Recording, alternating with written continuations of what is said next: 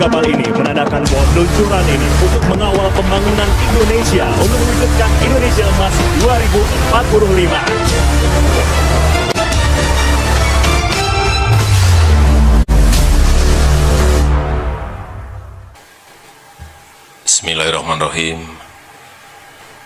Assalamualaikum warahmatullahi wabarakatuh. Selamat pagi, salam sejahtera bagi kita semuanya. Om Swastiastu, Namo Buddhaya, salam kebajikan. Bapak, Ibu, dan saudara-saudara sekalian yang saya hormati, apa kabar semuanya? Apa kabar semuanya? Apa kabar semuanya? Apa kabar semuanya? Sudah makan pagi? Sama, saya juga belum. Sudah siap semuanya? Pagi hari ini saya mau bagi-bagi. Tapi bukan bagi-bagi sepeda. Juga bukan bagi-bagi tiket Coldplay. Nanti ada yang bisik-bisik, Pak, tiketnya, Pak. Enggak, ini adalah hal yang sangat spesial, lebih spesial lagi. Dan apa itu yang ingin saya bagi? Saya ingin berbagi visi, berbagi mimpi besar, berbagi cita-cita besar bangsa ini. Tadi dalam perjalanan saya dari istana ke tempat ini, saya membayangkan akan jadi apa, akan menjadi seperti apa Indonesia ini di 100 tahun kemerdekaannya, yaitu tahun 2045. Kemudian saya memflashback gedung ini, Jakarta Theater, di sekitar tahun 1970-an. Ini adalah tempat yang paling megah di Jakarta saat itu, tahun 1970. Dan tahun ini, tahun 1970-an, saya belum menginjakkan kaki saya di Jakarta. 1970, belum pernah ke Jakarta saya. Masih di Solo, masih di bantaran sungai rumah saya. Habis kena gusur. Ya benar, tahun-tahun 1970. Dan masih deso banget. Tapi di tahun 2023 ini, saya berdiri di sini sebagai Presiden Republik Indonesia. Artinya apa? Dalam 50 tahun perubahan signifikan itu sangat bisa terjadi jika kita berani, jika kita mau, dan jika kita punya nyali. Jika kita punya nyali, bertekad, berusaha keras, bekerja keras untuk berani melakukan lompatan. Inilah yang kita perlukan. Bapak, Ibu, dan saudara-saudara sekalian yang saya hormati, 2030-an kita akan mengalami puncak bonus demografi. 68,3 total penduduk Indonesia berusia produktif, yang ini terjadi hanya 1 kali dalam peradaban sebuah negara. Bonus demografi itu hanya terjadi 1 kali dalam peradaban sebuah negara. Ini bisa menjadi peluang, tapi ini juga bisa menjadi sebuah bencana kalau kita tidak bisa mengelolanya. Saya baca di berita, ini di negara yang lain, saking sulitnya mencari kerja, lulusan S2 yang seharusnya bisa menjadi guru, saat ini menjadi tukang sapu. S2 di sebuah negara di Afrika di 2015 juga mendapatkan bonus demografi. Tapi dalam 7 tahun justru yang terjadi pengangguran melonjak menjadi 33,6%. Saya tidak usah sebut negaranya mana, tapi saya yakin Bapak Ibu dan saudara-saudara tahu. Dan kita tidak ingin terjadi seperti itu. Oleh sebab itu kita harus bekerja keras, sekali lagi kita harus bekerja keras memanfaatkan peluang ini. Kita harus punya perencanaan taktis, bukan perencanaan tapi perencanaan taktis. Visinya juga visi taktis.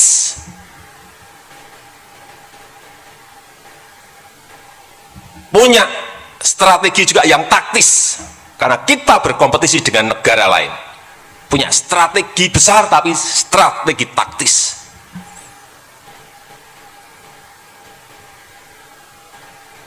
Itu yang dulu-dulu kita nggak memiliki. Tapi sekarang saya tanya ke Menteri BPN Bappenas. Sudah lebih taktis dan lebih detail. Sekali lagi karena kita berhadapan dengan kompetisi dengan negara-negara lain. Nggak bisa lagi kita kayak dulu-dulu memakai istilah-istilah yang absurd. Pengembangan, apa itu pengembangan?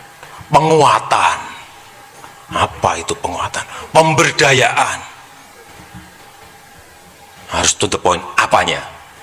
Harus taktis apanya? Untuk membawa kapal besar Indonesia menggapai cita-cita Indonesia Emas 2045. Jadi rencana taktis, visi taktis, strategi besar tapi strategi yang taktis, kemudian berani mengeksekusinya.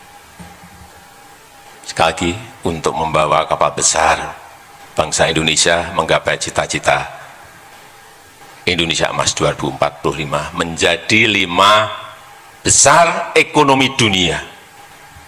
Peluangnya ada, hitung-hitungannya saya sudah dengar semuanya.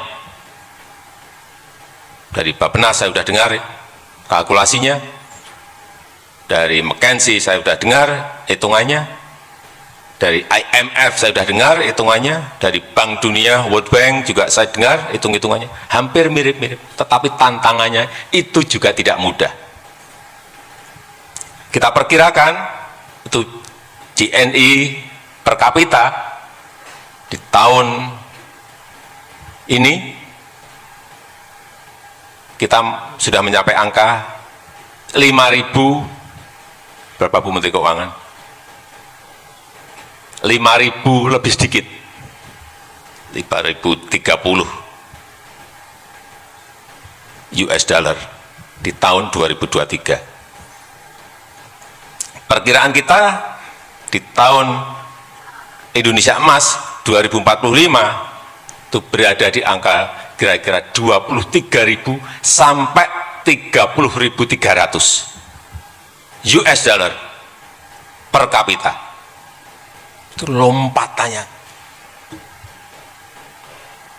Tingkat kemiskinan sekarang ini meskipun sudah single digit, yaitu di angka 9,57%,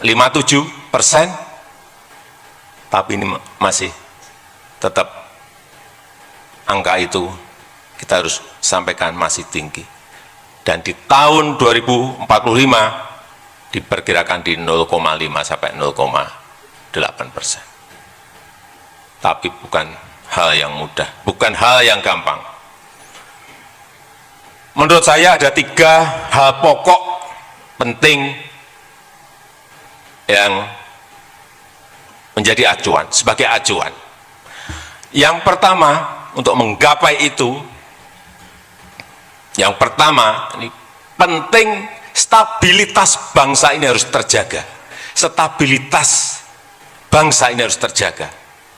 Tidak ada satu negara pun yang berhasil mencapai sebuah kemakmuran saat kondisinya tidak stabil. Nggak ada. Tunjukkan negara mana. Saat negaranya terpecah, nggak akan yang namanya mencapai kemakmuran. Negara itu berkonflik, nggak akan tercapai yang namanya itu kemakmuran. Kisruh terus, nggak akan yang namanya akan mencapai sebuah kemakmuran. Sekali lagi, stabilitas. Yang kedua, harus ada keberlanjutan dan kesinambungan. Harus. Kalau sudah kepemimpinan 1, kedua, ketiga sudah sampai ke SMA, mestinya kepemimpinan yang keempat itu diteruskan untuk masuk ke universitas. Jangan balik lagi ke SD lagi. Setuju? Kepemimpinan itu ibarat tongkat estafet. Sekali lagi, kepemimpinan itu ibarat tongkat estafet. Bukan meteran pom bensin. Kalau meteran pom bensin itu, Pak, dimulai dari nol ya. Sama ditunjukkan ini. Apakah kita mau seperti itu? Enggak kan? Masa kayak meteran pom bensin? Mestinya kalau sudah dari TK, SD, SMP, ini ya kepemimpinan berikut masuk ke SMA, universitas. Nanti kepemimpinan berikut masuk ke S2, S3. Mestinya seperti itu. Tidak maju mundur, ojo-ojo, enggak. Dan pembangunan Indonesia sentris penting. Hilirisasi industri sangat penting. Inilah nanti yang akan melompatkan kita.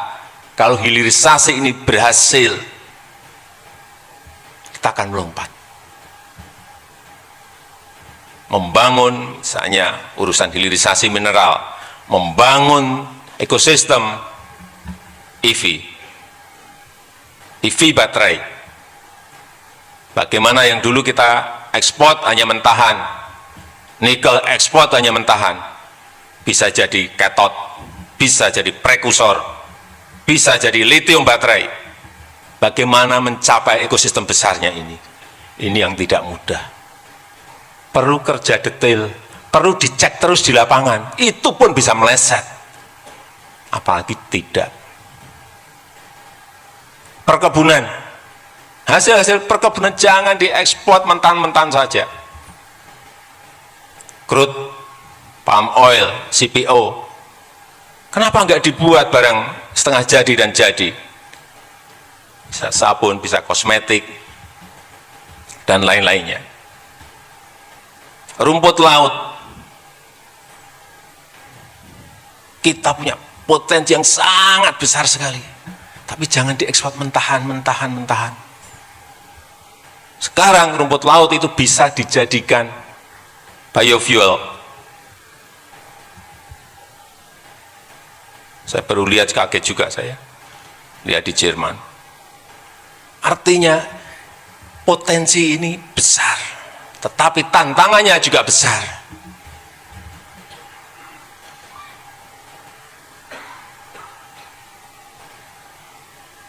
Kemudian yang kedua, IKN Nusantara, ibu kota Nusantara.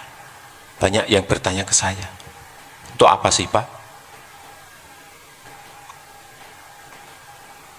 Perlu saya sampaikan, 56% penduduk Indonesia itu ada di Jawa, dan yang terpadat itu di Jakarta. 56% penduduk kita ada di Jawa, berarti 149 juta dari 17.000 pulau, itu 149 juta itu ada di Pulau Jawa. Itu perlu pemerataan. GDP ekonomi kita 58% itu juga ada di Jawa. Yang 17.000 pulau yang lainnya diberi bagian apa?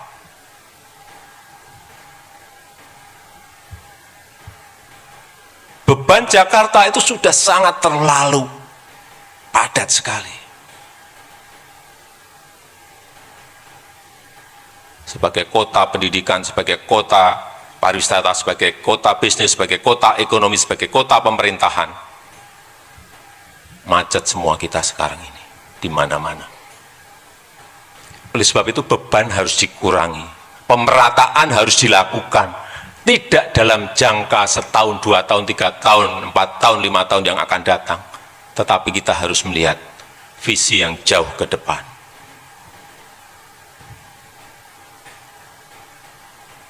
Oleh sebab itu, hilirisasi IKN Nusantara ini harus diperkuat, harus dilanjutkan, harus ditingkatkan. Kemudian yang ketiga adalah SDM, sumber daya manusia. Ini kekuatan besar kita. Jangan, tapi juga jangan hanya menang dari segi jumlah, tetapi juga harus dari segi kualitas SDM-nya. Baik secara fisik, skill, karakter produktif, dan karakter disiplin. Ini yang harus kita benahi total, termasuk penguasaan iptek.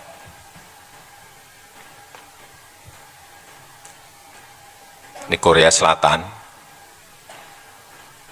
sebagai contoh, ini dalam 8 tahun mampu keluar dari middle income trap, jebakan negara berpendapatan menengah. Angkanya di tahun 1987 GDP mereka masih di angka 3.500. Di tahun 1987, 3.500. Kemudian GDP di tahun 1995, 8 tahun setelah itu, melompat menjadi 11.800. Lompatan seperti inilah yang perlu kita tiru. Perlu kita contoh. Karena apa? Karena kualitas SDM-nya. Yang fokus pada teknologi dan produktivitas. Bapak, Ibu, dan saudara-saudara sekalian, Indonesia emas tidak bisa hadir otomatis. Tapi, sekali lagi, butuh direncanakan dengan baik. Butuh fokus yang sama. Butuh panduan. Butuh haluan. Sehingga saya harap RPJPN yang diluncurkan ini dapat menjadi pedoman kita bersama. Apa sih pedoman kita? Ada di situ. Dan terlepas dari itu semua, bagaimanapun baiknya sebuah perencanaan, bagaimanapun baiknya sebuah perencanaan akan sia-sia jika tidak dibarengi dengan kemampuan eksekusi yang baik. Nggak ada artinya. Oleh sebab itu, untuk mencapai Indonesia Emas 2045, dibutuhkan, sangat dibutuhkan, smart execution.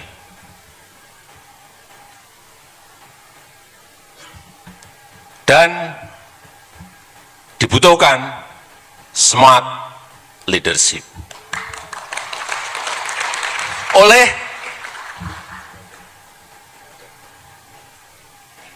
strong leadership yang berani dan pandai mencari solusi dan yang punya nyali.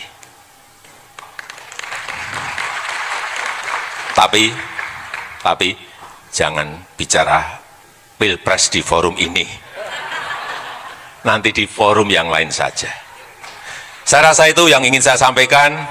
Dan dengan mengucap Bismillahirrahmanirrahim, pada pagi hari ini secara resmi saya luncurkan rancangan RPJPN tahun 2025-2045. Terima kasih. Wassalamualaikum warahmatullahi wabarakatuh.